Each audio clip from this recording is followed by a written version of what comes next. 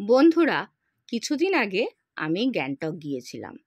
সেখানকার প্রাকৃতিক সৌন্দর্যের একটা ভিডিও কিন্তু আমি আপনাদের আগেই দেখিয়েছি।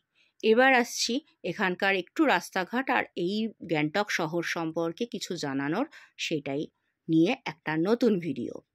গ্যাংটক ভারতের সিকিম রাজ্যের রাজধানী, সবচেয়ে জনবহুল স্থান। এখানকার লোক সংখ্যা প্রায় 1 লক্ষের বেশি। ভারতের পূর্ব যে পার্বত্য অঞ্চল তার মধ্যে অবস্থিত। এর উচ্চতা 5413 ফিট, আর মিটারে যদি বলি তাহলে 1650 মিটার। পাহাড়ের কোলে এই শহরটা অবস্থিত। তার মানে এই নয় যে লোক নেই এবং সেখানে কিন্তু চারিদিকে শুধু পাহাড় জঙ্গল। আপনারা কিন্তু ভিডিওর মাধ্যমে দেখতেই পাচ্ছেন কত বড় বড় বাড়ি ঘর এই অঞ্চলে রয়েছে। সব রকম দোকান আছে, সব রকম গাড়ির দোকান আছে, সব রকম হসপিটাল আছে, অনেক বড় বড় কলকারখানাও কিন্তু এখানে দেখা যায়। বিশেষত অনেক ওষুধ কোম্পানির এখানে বড় বড় কারখানা বা ফ্যাক্টরি বা অফিস এখানে আছে। ভীষণ সুন্দর, আপনারা ভিডিওতে দেখতেই পাচ্ছেন যে দূরে পাহাড় আর মাঝখান দিয়ে রাস্তা, সুন্দর রাস্তা, পাহাড়ি রাস্তায় এই অঞ্চলটা তুলনামূলক সমতল অঞ্চল আর মৃদু নাতিশীতোষ্ণ অঞ্চল।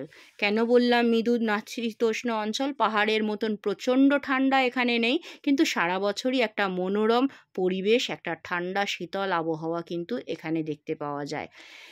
দূষণের দিক দিয়ে সবচেয়ে কম থাকার জন্য এই স্থানটা কিন্তু বসবাসের ভীষণ উপযোগী।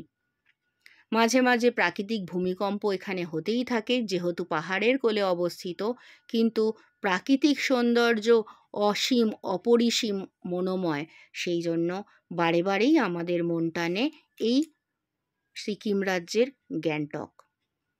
সব রকম সুযোগ সুবিধা এখানে দেখতে পাওয়া যায়। স্কুল, কলেজ, হসপিটাল, সবার সুবিধা এখানে দেখতে পাওয়া যাচ্ছে।